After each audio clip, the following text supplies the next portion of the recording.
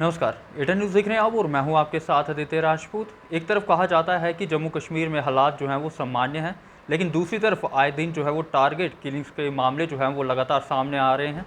लेकिन आपको हम बता दें कि कल रात को जो अनंतनाग से खबर आई कि एक युवा जिसका नाम दीपू बताया जा रहा है और वो उधमपुर ज़िला के रहने वाले हैं, उनकी जो है आतंकियों द्वारा जो है निर्मम हत्या कर दी जाती है, यानी कि टारगेट किलिंग जो है वो कर दी जाती है। और इस पर हमारे साथ बात करने के लिए मौजूद हैं मनजीत सिंह जी, जो कि अपनी पार्टी से ताल्लुकात रखते हैं। इनसे हम बात करते हैं। सर, किस तरीके से देखते हैं, एक तरफ हालात सामान्य है, दूसरी तरफ टारगेट किलिंग्स हो रही हैं? देखिए, ये जो इंसिडेंट कल हुआ है, मैं समझता हूँ कि कोई अल्फाज नहीं है कि किन अल्फाज में हम इसकी निंदा करें। ये बहुत ही, मैं समझता हूँ कि एक घिनौना अपराध जो है ये मिलिटेंटों ने किया है और इससे पहले भी वो करते आए हैं। इस पे मैं ये कहूँगा कि हमारी सिक्योरिटी फोर्सेस को अलर्ट होने की ज़रूरत है। गवर्नर इंतज़ामिया को भी अलर्ट होने की ज़रूरत है। और जब भी ये पीठ थपथपाते हैं कि भाई अमन है, तो कहीं ना कहीं मिलिटेंट जो हैं वो टारगेटिंग किलिंग जो है उसको करते हैं। पहले भी बहुत सारे लोग जो हैं वो जम्मू खिते से या जम्मू के बाहर से दूसरी स्टेटों से जो लोग यहाँ रोज़ी रोटी कमाने आते हैं तो उनको टारगेट किया गया है। इस पे मैं समझता हूँ कि सिक्योरिटी फोर्सेस को ज़्यादा अलर्ट होने की ज़रूरत है। और इसके साथ साथ जम्मू कश्मीर के लोगों को भी चाहिए कि इस किस्म के लोगों की निशानदेही की जाए। जो लोग ओवरग्राउंड वर्कर हैं या जो मिलिटेंटों के साथ मुलफ़्फ़ज़ हैं, उनके खिलाफ़ सख्त कार्रवाई होनी चाहिए। क्योंकि इस किस्म का एक वाक़या जो है वो जो सरकार के जितने भी दावे हैं उनको वो खोखला साबित कर देते हैं।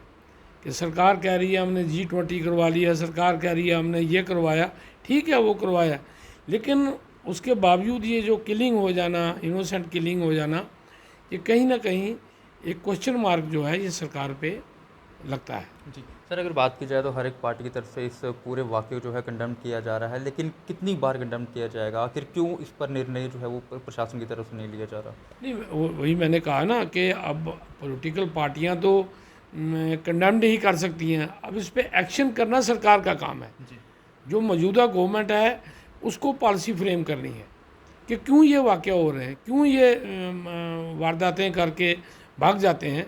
और लोगों में एक भय का माहौल जो है वो बनता है। एक तरफ अब अमरनाथ यात्रा शुरू होने वाली है अगले माह, तो इस किस्म का वाक़या जो है ये कहीं ना कहीं ये एक लगता है कि लोगों में डर पैदा करने की एक बात है। और ख़ास तौर पे जब हत्या किसी की भी हो, चाहे वो मेजॉरिटी कम्युनिटी से हो चाहे वो मिनार्टी से हो, लेकिन अब चूँकि मिनार्टी से है तो एक डर पैदा हो जाता है कि वैली में अगर कोई ऐसा हादसा होगा तो बाकी जो हमारे यहाँ के मुलाजम वहाँ नौकरियाँ करते हैं उनमें भी एक डर पैदा होता है। तो इस पर सरकार को ज़बरदस्त इसका संज्ञान लेना चाहिए।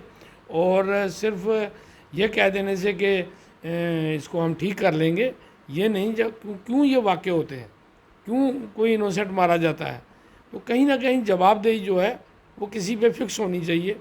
कौन क्या कर रही हैं, सिक्योरिटी एजेंसीज क्या कर रही हैं, CID एजेंसीज, क्यों ये इंसिडेंट हो रहे हैं, इस पर ज़रूर गवर्नर इंतज़ामिया को जो है वो इस पर फोकस करना चाहिए। जी सर, आखिरी सवाल रहेगा। कल रात का ये वाक़या है, गवर्नर साहब की तरफ से अभी कोई भी ट्वीट या कंपनसेशन या फिर कोई जॉब देने की बात जो है वो नहीं की गई है, क्योंकि दीपू घर में इकलौता था और पूरा घर जो है वो उसी के सिर पर चलता था। मैं इस पर यह कहूँगा कि इसको सरकार को इमीडिएटली जो बाकी लोगों को कंपनसेशन मिलती है, सुविधा मिलती है, इनको मिलनी चाहिए। और इस पर देरी नहीं करनी चाहिए, क्योंकि एक तो वो परिवार जो है वो गमज़ुदा है, उनको ये लग रहा है कि हमारे साथ बहुत अन्याय हुआ है। और उस पर अगर सरकार भी चुप्पी साध ले, सरकार कोई इस पर आगे कदम ना उठाए, तो ये मैं समझता हूँ अच्छी बात नहीं है। गवर्नर इंतज़ामिया को इमीडिएटली जो है इस पर डिस्ट्रिक्ट एडमिनिस्ट्रेशन को वहाँ भेजना चाहिए। उनको जो भी हेल्प की ज़रूरत है या जो भी गवर्नमेंट की गाइडलाइन में जो भी है, उनके घर के एक बंदे को जॉब भी दिया जाए। और एक तरीके से जो शहीद को एक बेनिफिट मिलता है वो इसको भी दिया जाए, क्योंकि इसकी भी तो ये एक शहादत है, ये कि ये इनोसेंट आदमी मारा गया है। जी, चलिए बहुत शुक्रिया बात करने के लिए। तो ये थे हमारे साथ अपनी पार्टी से मनजीत सिंह जी, जिनके साथ आज हमने बात की और इनका साफ तौर पर ये कहना है कि गवर्नर साहब को इस पर जो है वो विचार करना चाहिए कि कुछ कंपनसेशन या फिर अगर उनके परिवार में, घर परिवार में अगर वो अकेले थे चलाने वाले, तो उनके परिवार में से किसी एक सदस्य को जो है वो गवर्नमेंट जॉब जो है वो देनी चाहिए। खैर ये तो आने वाला वक्त ही बताएगा कि किस तरीके के जो विचार हैं वो गवर्नर साहब की तरफ से किए जाते हैं और क्या डिसीज़न जो है वो लिया जाता है। खैर तब तक के लिए बने रहिए आप एटन न्यूज़ के साथ।